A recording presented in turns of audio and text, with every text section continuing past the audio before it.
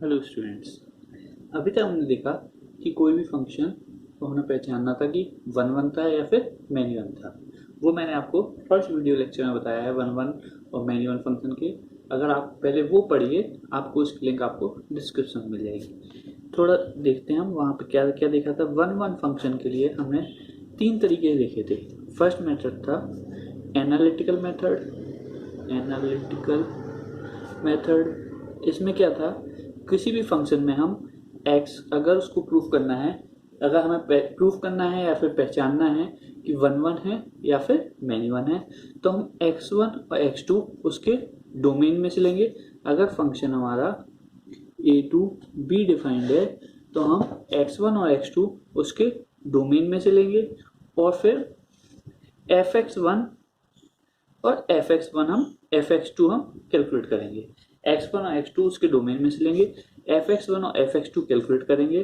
फिर हम क्या कर रहे थे, फिर हम क्या करेंगे, put fx1 is equal to fx2, fx1 और fx2 को बराबर रख देंगे।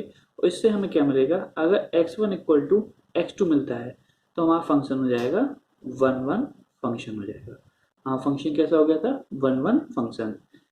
इफ अगर हमें x1 is not equal to x2 मिलता है, अगर कोई अलग रिलेशन मिलता है जिसमें x1 और x2 बराबर नहीं आते हैं, तो वह फंक्शन कैसा होगा, मैनी वन फंक्शन।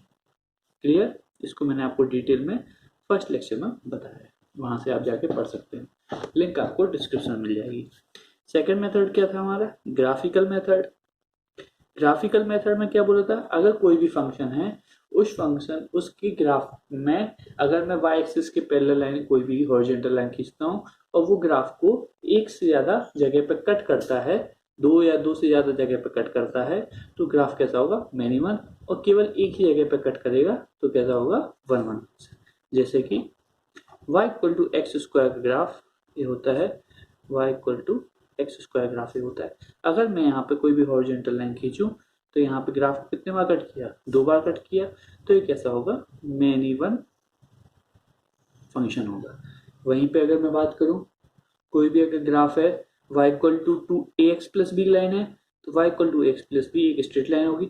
अब मैं कहीं पर भी एक हॉरिजॉन्टल लाइन ड्रॉ करता हूं तो ये क्या होगा, लाइन को सिर्फ एक ही जगह काटेगी। तो y equal to a x plus b मतलब कि कोई भी स्ट्रेट लाइन है तो कैसी होगी, वन वन फंक्शन होगा, वन वन फंक्शन।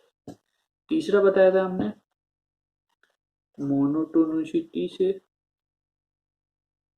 इसमें क्या बताया था, अगर फंक्शन केवल स्ट्रिक्टली इंक्रीजिंग है या फिर स्ट्रिक्टली डिक्रीजिंग है तो वहाँ फंक्शन कैसा होगा, one one function.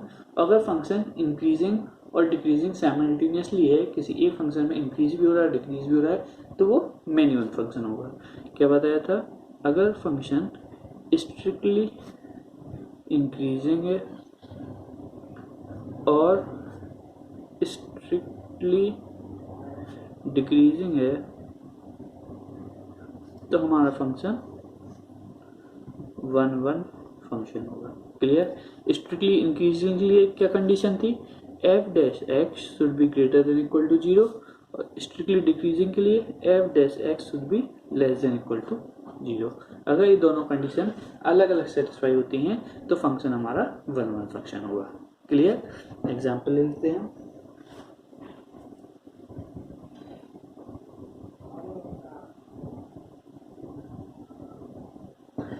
F x है एक्स प्लस साइन एक्स, हमारा एफ एक्स है एक्स प्लस साइन एक्स।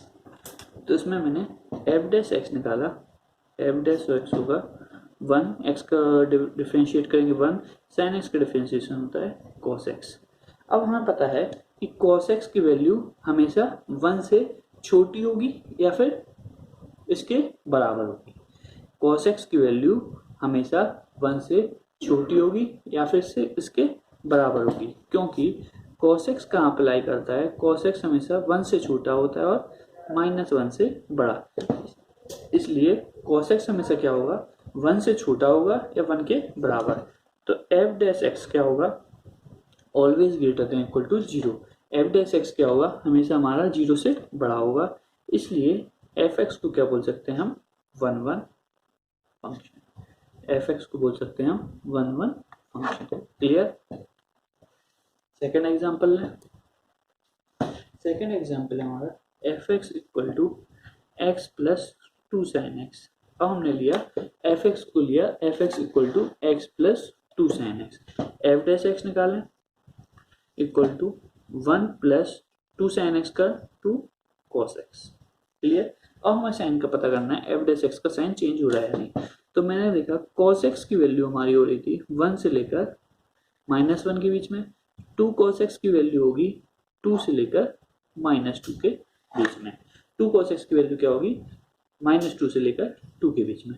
तो जब cos x की वैल्यू हमारी अगर मान लीजिए पॉजिटिव है, cos x की वैल्यू 2 cos x की वैल्यू 2 है, तो f डैश x कैसा हो जाएगा, when 2 cos x equal to 2, f dash x की वैल्यू कितनी हो जाएगी 3, मतलब कि पॉजिटिव वैल्यू हो रही है।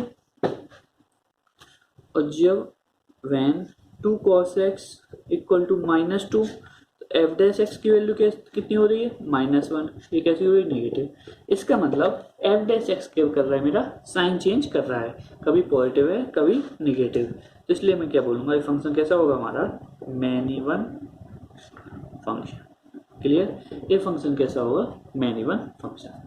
अब हम देखते हैं कुछ रूल्स देखते हैं जिनके अकॉर्डिंग हम डायरेक्टली डिसाइड कर देंगे कि हमारा फंक्शन कैसा है, 1 है या फिर मैन इवन फंक्शन है। क्लियर। लिख लेते हैं, नोट डालते हैं। Rules to find function is 1 many one. अब हमें पता करना है, कुछ रूल्स मैं नोट करवाऊंगा आपको, इनको अगर आप याद रखेंगे तो इजीली बता सकते हैं कि फंक्शन हमारा 1 है या फिर मैनी वन है। पहला पॉइंट है, if f x and g x are both 1 function then f of gx or g of fx is also 1 function. अगर क्या बोला इस पॉइंट में, अगर दो फंक्शन हैं एफ एक्स और जी एक्स, तो इनको दोनों को मिला के जो कंपोजिट फंक्शन बनेगा एफ ऑफ जी एक्स या फिर जी ऑफ एफ एक्स, वो भी हमारा कैसा होगा 1 function.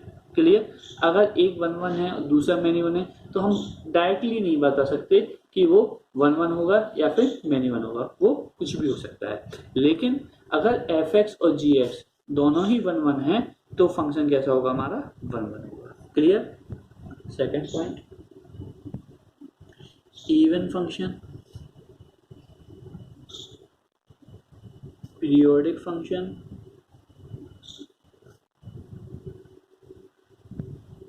and fluctuating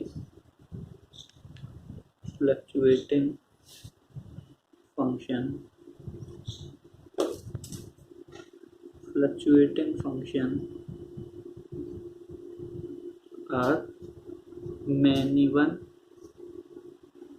function। Clear. कौन कौन से फंक्शन हमारे, इवन फंक्शन, पीरियोडिक फंक्शन और फ्लक्चुएटिंग फंक्शन हमेशा मैनी वन फंक्शन होंगे। याद रखिएगा कि even function, periodic function, fluctuating function हमेशा मैनी वन फंक्शन होंगे। हम ग्राफिकली भी देखें तो इवन फंक्शन का ग्राफ क्या होगा, अगर मैं कहूँ कोई भी ग्राफ है, अगर एक ग्राफ है अगर इवन फंक्शन का राइट हैंड साइड में, तो लेफ्ट हैंड साइड में भी कैसा होगा, वाई एक्सिस के सिमेट्रिक होता है इवन फंक्शन का ग्राफ। तो अगर कोई भी ग्राफ इस टाइप से है वाई एक्सिस के RHS में, तो LHS में किस प्रकार से होगा, इस प्रकार से होगा। और कोई भी हॉरिजॉन्टल लाइन खींचूंगा तो वो 2 पॉइंट पे कट करेगी। तो इवन फंक्शन क्या होगा, मैनी वन फंक्शन। वैसे ही पीरियोडिक फंक्शन का देखूं, पीरियोडिक फंक्शन अगर इस पोर्शन में मैं कहूँ इस तरीके का है, तो आगे भी क्या हो रहा होगा, इसी तरीके का हो रहा होगा, और इस साइड भी क्या हो रहा होगा, इसी तरीके का इसका ग्राफ बन रहा होगा। तो ये भी एक या एक से ज्यादा पॉइंट, अगर कोई वाई एक्स एक्सिस के पैरेलल में लाइन खींचता हूं मैं, तो एक या एक से ज्यादा पॉइंट्स पे कट करेगा, तो ये many one function. Same fluctuating function किस प्रकार से, इस प्रकार से होते हैं। तो यहाँ पर भी कोई भी हॉरिजॉन्टल लाइन खींचूंगा तो एक या एक से ज्यादा एक से ज़्यादा पॉइंट्स पर यहाँ पे ग्राफ को कट करेगा। तो इसलिए ये सब क्या होंगे, many one function. Even function हुए, पीरियोडिक फंक्शन हुए, फ्लक्चुएटिंग फंक्शन कैसे हुए, मैनी वन फंक्शन। क्लियर। यहाँ पर एक चीज नोट करने वाली बात है, अगर कहीं मुझे ऑड फंक्शन मिलता है, ऑड फंक्शन मिलता है या फिर नॉन पीरियोडिक मिलता है, नॉन पीरियोडिक मिलता है या फिर और नॉन फ्लक्चुएटिंग मिलता है,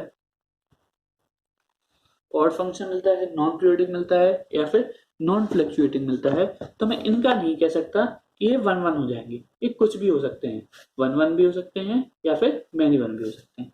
can be both one one और मैनी वन। क्लियर। क्या पता है मैंने, अगर कोई भी फंक्शन इवन फंक्शन है या फिर पीरियोडिक फंक्शन है या फिर फ्लक्चुएटिंग फंक्शन है, तो उनका तो मैं डायरेक्ट बोल सकता हूँ कि वो फंक्शन कैसे होंगे, मैनी वन फंक्शन होंगे।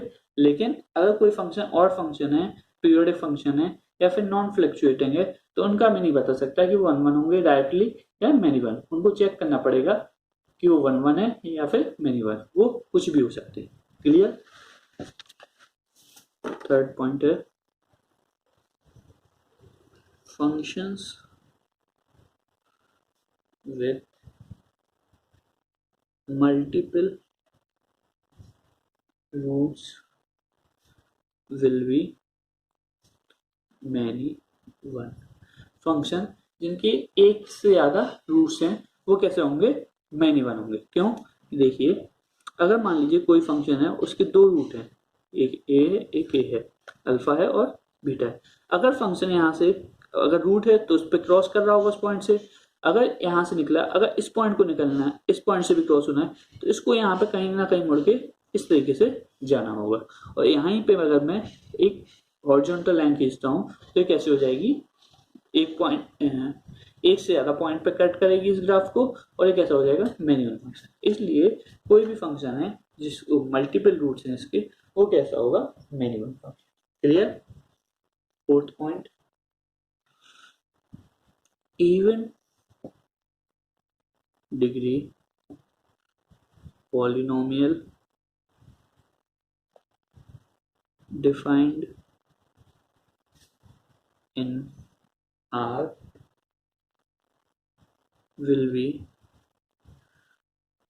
many one। जो इवन डिग्री पॉलिनोमियल होते हैं और रियल नंबर में डिफाइंड है, वो कैसे होंगे, मैनी वन होंगे। क्लियर। क्योंकि इवन डिग्री का पॉलिनोमियल हमेशा कैसा होगा, जैसे एक्स स्क्वायर है तो क्या होगा, एक्स स्क्वायर का पैराबोला बनता है। एक्स टू पावर 4 है तो उसका ग्राफ कुछ इस प्रकार बनेगा। तो इवन डिग्री के पॉलिनोमियल हैं, इनके ग्राफ को अगर एक्स एक्सिस के पैरेलल में कोई भी लाइन खींची जाए तो इनके ग्राफ को हमेशा दो या दूसरी जगह ज्यादा जगह पे काटेंगे। इसलिए जो भी इवन डिग्री के पॉलिनोमियल है वो हमेशा कैसे होंगे, मैनी वन होंगे। यहाँ पे भी याद रखिएगा, अगर आपको ऑड डिग्री का मिलता है तो आप डायरेक्टली नहीं बोल सकते वो वन वन होगा या फिर मैनी वन होगा, उसके लिए चेक करना पड़ेगा। जो ऑड डिग्री के पॉलिनोमियल होते हैं वो हमारे कुछ भी हो सकते हैं। क्लियर। तो इसको नोट कर लीजिएगा, ऑड डिग्री पॉलिनोमियल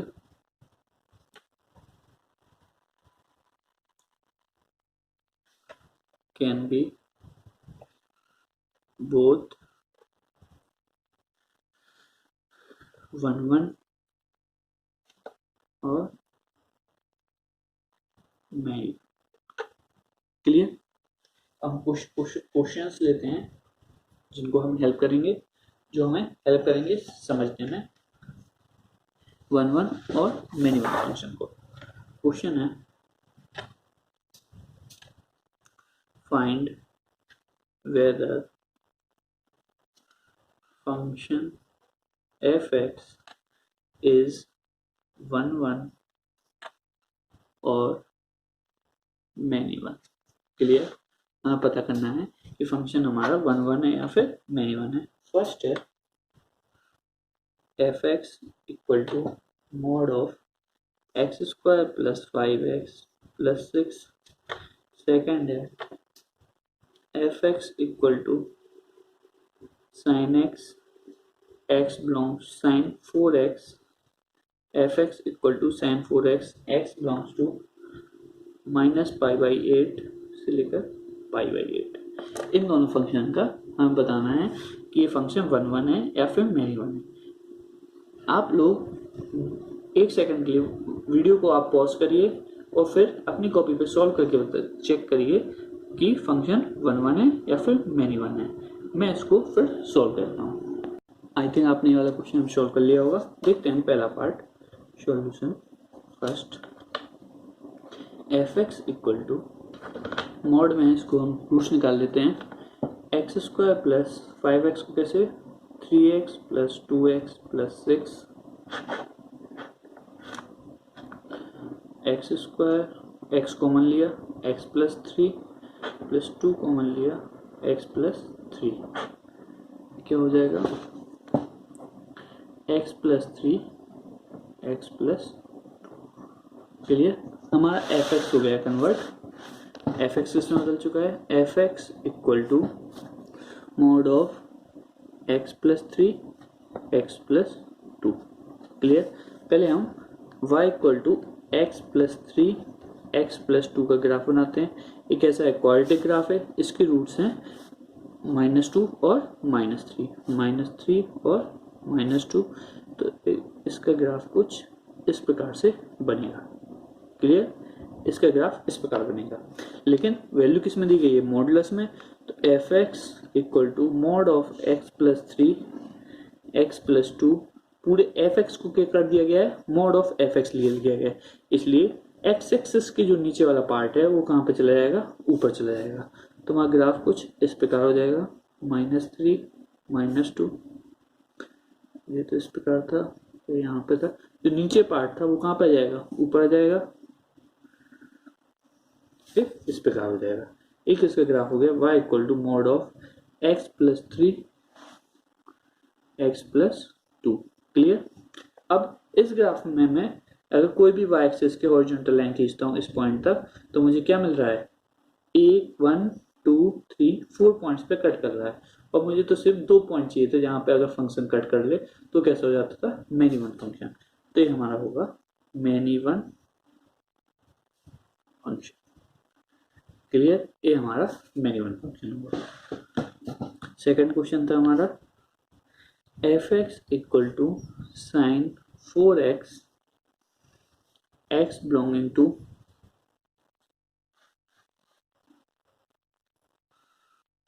-π/8 टू π/8। मैं f x equal to sine 4x का ग्राफ बनाता हूँ। सबसे पहले साइन एक्स का ग्राफ बनाया जाए तो कुछ इस प्रकार होता है। ये होता है y equal to sine x, और जब y इक्वल टू एक्स की जगह 4x रिप्लेस करते हैं तो x एक्सिस के जो भी पॉइंट्स होते हैं वो किससे, 4 से डिवाइड हो जाते हैं। तो यहाँ पे बेसिकली π/2 होता है। तो यहाँ पे साइन 4x के लिए π/8 हो जाएगा, और यहाँ पर -π/2 होता है तो -π/8 हो जाएगा। एक ग्राफ किसका हो गया, y equal to sine 4x का। क्लियर, अब हमें कौन कौन सी वैल्यूज लेनी थी, हमें वैल्यू लेनी थी जब x हमारा बिलोंग कर रहा था -π/8 से लेकर π/8 तक। तो -π/8 से लेकर π/8 तक, मतलब हमें सिर्फ इतना ग्राफ कंसिडर करना है। अगर मैं इस ग्राफ में देखूं यहाँ से लेकर यहाँ तक कोई भी हॉरिजॉन्टल लाइन खींचूं तो ग्राफ को हॉरिजॉन्टल लाइन कितने बार, सिर्फ एक ही पॉइंट पर कट कर रही है, क्योंकि हमें सिर्फ यहाँ पर एक रेड मार्क्ड है वो वाला ग्राफ कंसिडर करना है। क्योंकि हमें डोमेन दिया गया है, x हमारा बिलोंग कर रहा है -π/8 से लेकर π/8 तक। क्लियर, तो हमें सिर्फ इतना ग्राफ लेना है इस पॉइंट से लेकर इस पॉइंट तक। अब इस बीच में मैं कहीं पर भी हॉरिजॉन्टल लाइन खींचूं x एक्सिस के पैरेलल में, तो मुझे केवल एक पॉइंट पे इंटरसेक्शन मिल रहा है उस लाइन का और ग्राफ का। तो ये फंक्शन कैसा होगा, मेरा 1 1 फंक्शन होगा। ये फंक्शन मेरा कैसा होगा, 1 1 फंक्शन। क्लियर, नेक्स्ट क्वेश्चन लेते हैं। क्वेश्चन हमारा find set of values of a for which the function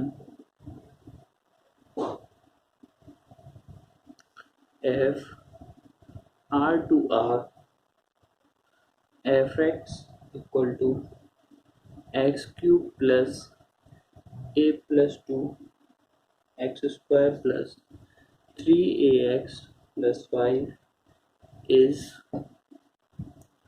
1 clear. इस क्वेश्चन को भी मैं आपसे एक्सपेक्ट करूंगा कि आप वीडियो को पॉज करें और क्वेश्चन सॉल्व करें। आई थिंक आपका वीडियो क्वेश्चन सॉल्व हो गया होगा। अब आप आंसर मैच कर सकते हैं। यहाँ पे क्वेश्चन है find set of real values of a. A की हमें रियल वैल्यूज निकालनी है, जिसके लिए हमारा एफ एक्स क्या होना चाहिए, 1 1 फंक्शन होना चाहिए। हमें पता है मोनोटोनिसिटी से कि अगर फंक्शन हमारा 1 1 है तो एफ डैश एक्स की वैल्यू या तो 0 तो हमेशा पॉजिटिव होना चाहिए या एफ डैश एक्स हमेशा नेगेटिव होना चाहिए। तो मैं सबसे पहले एफ डैश एक्स निकालूंगा।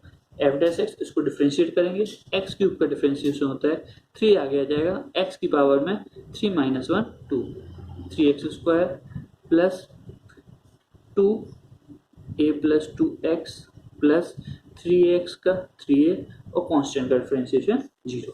तो हमारा एफ डैश एक्स आया 3x square plus 2a plus 2x plus 3a। अब फंक्शन को हमारा 1 1 होना है। अगर फंक्शन को 1 1 होना है तो एफ डैश एक्स को या स्ट्रिक्टली इंक्रीजिंग होना चाहिए या फिर स्ट्रिक्टली डिक्रीजिंग। और स्ट्रिक्टली इंक्रीजिंग या स्ट्रिक्टली डिक्रीजिंग के लिए एफ डैश एक्स की हमेशा पॉजिटिव होना चाहिए या हमेशा नेगेटिव। तो मैं देख रहा हूँ एफ डैश एक्स में एक्स स्क्वायर का कोफिशिएंट पॉजिटिव है, मतलब कि पैराबोला कैसा होगा, अपवर्ड। तो F dash x upward parabola है, इसलिए एफ डैश एक्स को क्या होना चाहिए, हमेशा पॉजिटिव ही होना चाहिए। क्योंकि अगर कोई भी पैराबोला अपवर्ड है तो ये पैराबोला कभी भी हमेशा नेगेटिव तो नहीं हो सकता, इसका पॉजिटिव पार्ट रहेगा। इसलिए एक्स स्क्वायर का कोफिशिएंट अगर पॉजिटिव है तो एफ डैश एक्स मेरा क्या होना चाहिए, हमेशा पॉजिटिव होना चाहिए। और एफ डैश एक्स को हमेशा पॉजिटिव होने के लिए इसका डिस्क्रिमिनेंट कैसा होना चाहिए, discriminant should be less than 0।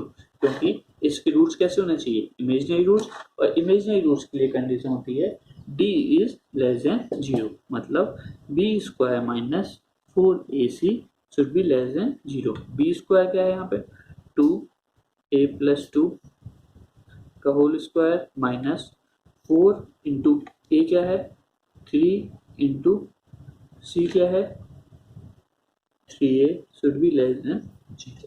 Clear. 2 का स्क्वायर 4 यहाँ से कॉमन करके डिवाइड कर दिया तो कैंसिल हो जाएगा, 4 तो गया। क्या बचा यहाँ पे ए स्क्वायर प्लस 4a प्लस 4 चला गया, 3 3 जा 9a minus 9a should be less than 0। A square minus 5a plus 4 less than 0। क्या बचेगा यहाँ पे, इसके रूट्स ले लेते हैं हम। A square minus a minus 4a plus 4 less than 0, a minus 1 a minus 4 should be less than 0। तो यहाँ पे रूट्स आए 1 और 4। हमें वैल्यू क्या लेना है, वेविक कर्व मेथड से अगर मैं सोल्व करूँ 1 और 4 मार्क किया। और अब क्या होता है इसमें नेक्स्ट स्टेप, जो भी रूट्स आते हैं उसको मैं नंबर लाइन पर मार्क करता हूँ और राइट हैंड साइड में प्लस साइन से चालू करता हूँ और अल्टरनेट साइन लगा देता हूँ, plus minus plus.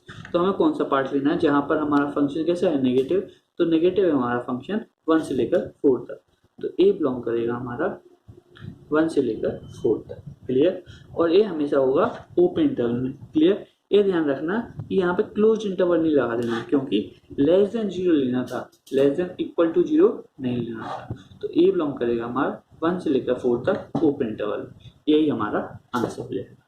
Clear. Next question लेते हैं।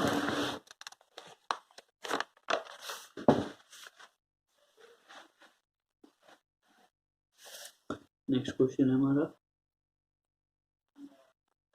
F x equal to x cube plus 3x square plus 4x plus b sin x plus c cos x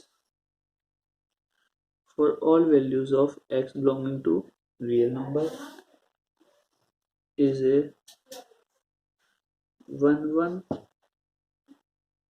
function, the value of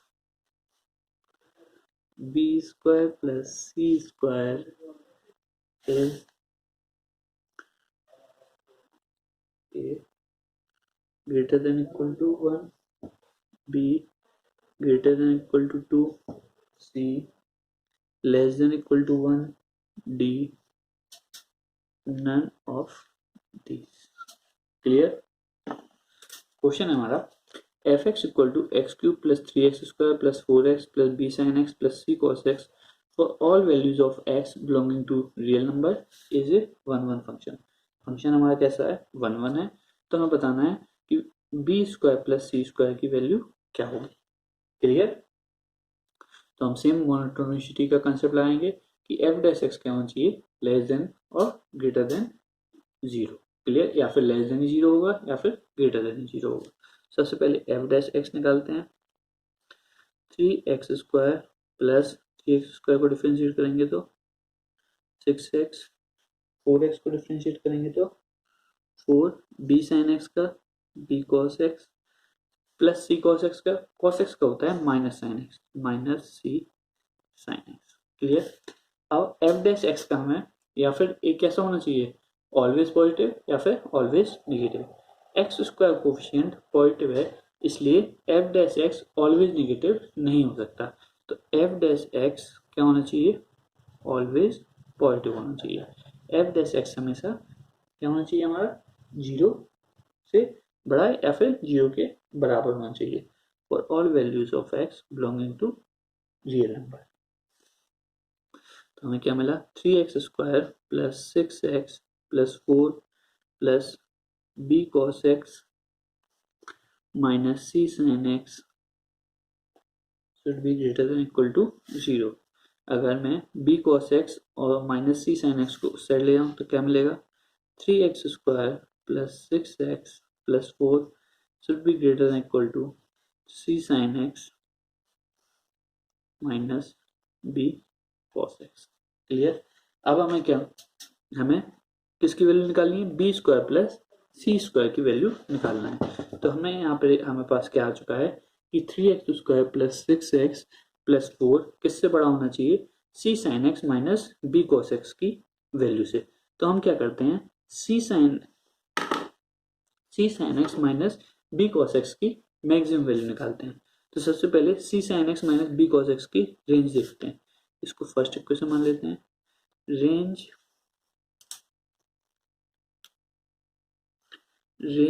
of c sin x minus b cos x. Range क्या होती है इसकी? इसकी minimum value होती है minus of c square plus b square comma कहाँ तक? c square plus b square. तो c sin x minus b cos x की मैक्सिमम वैल्यू होती है माइनस b cos x. इसकी मैक्सिमम वैल्यू होती है under root of c square plus b square. Clear?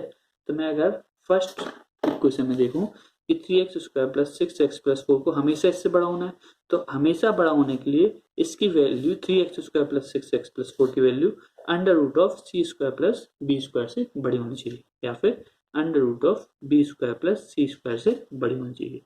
तो इन फर्स्ट इक्वेशन रखते हैं हम.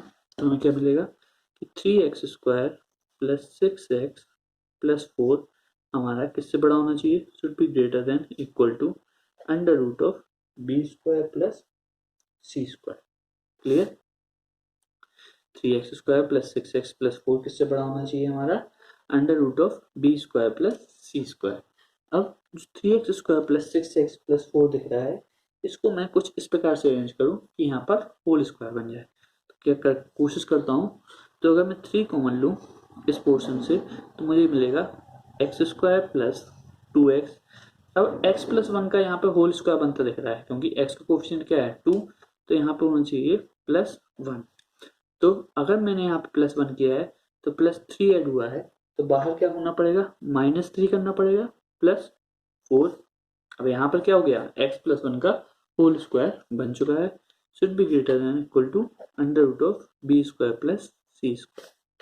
तो 3x प्लस 1 का whole square minus 3 plus 4 1 greater than equal to under root of b square plus c square. Clear? B square plus c square की value क्या होगी? 3, यहाँ पे लिख लेते हैं, under root of b square plus c square की value किससे कम होगी? 3 टाइम्स ऑफ एक्स प्लस 1 का होल स्क्वायर प्लस 1। अब ए वैल्यू तो हमेशा ही पॉजिटिव आने वाली है क्योंकि 3 पॉजिटिव है, एक्स प्लस 1 का होल स्क्वायर है, पावर में इवन नंबर है, इसलिए हमेशा वैल्यू पॉजिटिव आने वाली है और 1 में ऐड करेंगे तो वो पॉजिटिव ही होगी। तो इसकी मिनिमम वैल्यू क्या होगी? अगर मैं एक्स की वैल्यू 0 रखता हूँ तो मुझे under root of b square plus c square की वैल्यू मिनिमम वैल्यू वो कितनी होगी? 1। तो इसका मतलब कि एक्स की कोई भी वैल्यू हो जाए, इसकी कम under root of b square plus c square की कम से कम वैल्यू 1 होने वाली है। तो under root of b square plus c square की वैल्यू क्या होगी? हमेशा 1 से कम रहेगी। अगर मैं दोनों साइड होल स्क्वायर लूँ, B square plus c square की वैल्यू हमेशा क्या होगी? 1 से कम रहने वाली है। तो हमारे पास क्या आया कि रिजल्ट क्या आया? B square plus c square की वैल्यू हमेशा 1 से कम मिलने वाली है। तो ऑप्शन देखते हैं, ग्रेटर देन 1 गलत, ग्रेटर देन 2 गलत, लेस देन 1। हमेशा B square plus c square की वैल्यू क्या होगी? 1 से कम होगी। क्लियर? ये हमारा आंसर हो जाएगा। आपको कुछ क्वेश्चन दे रहा हूँ, आपको बताना है फंक्शन हमारा 1 है या नहीं है, या फिर ऑन टू है या नहीं है। क्वेश्चन है क्योंकि आप 1 भी पढ़ चुके हैं और ऑन टू भी पढ़ चुके हैं, ये आपको नेक्स्ट टॉपिक में हेल्प करेगा। Check whether function is 1 on to many 1 into, हमें कौन कौन चेक करना है? 1 है या फिर मैनी 1 है या फिर ऑन टू है या फिर इनटू है। क्लियर? हमें पता है फंक्शन अगर 1 नहीं होता है तो मैनी 1 होता है और फंक्शन अगर इनटू नहीं है तो ऑन टू होता है। तो हमें कोई भी एक चीज हम चेक कर लेंगे तो हमें बाकी सब पता चल जाएगा। क्वेश्चन है आपका, let a equal to x -1 से लेकर 1 तक, और यही सेट आपका बी है, and a mapping function A to B. आपका फर्स्ट पार्ट है f x equal to mod x, a part. B part है f x equal to x mod x. C part है f x equal to x cube. D part है f x equal to greatest integer function of x. E part है f x equal to sine pi x by 2। Clear? एक और question दे रहा हूँ आपको। Question है इसी का है, आपको बताना है कि फंक्शन इनटू है, ऑन टू है, मैनी 1 है या फिर 1 है। Function f R to R is defined as fx equal to log e under root x square plus 1 plus x plus under root के अंदर एक और अंडर रूट है x square plus 1 minus x. इसको बताना है हमें कि फंक्शन 1 है, मैनी 1 है। ऑप्शन देता हूँ मैं, इज, ये ऑप्शन है 1 and onto both. B option है 1 but not onto. C option है onto but not 1 d neither 11 not onto. ये क्वेश्चन को आप सॉल्व करिएगा। कोई भी प्रॉब्लम आए आप कमेंट सेक्शन में मुझसे पूछ सकते हैं या फिर व्हाट्सएप के ग्रुप में भी पूछ सकते हैं। क्लियर? इन क्वेश्चन को आप सॉल्व करेंगे तो आगे जो हम इनवर्स फंक्शन पढ़ने वाले हैं, इनवर्स फंक्शन पढ़ेंगे, उसमें आपको ये हेल्प करेगा।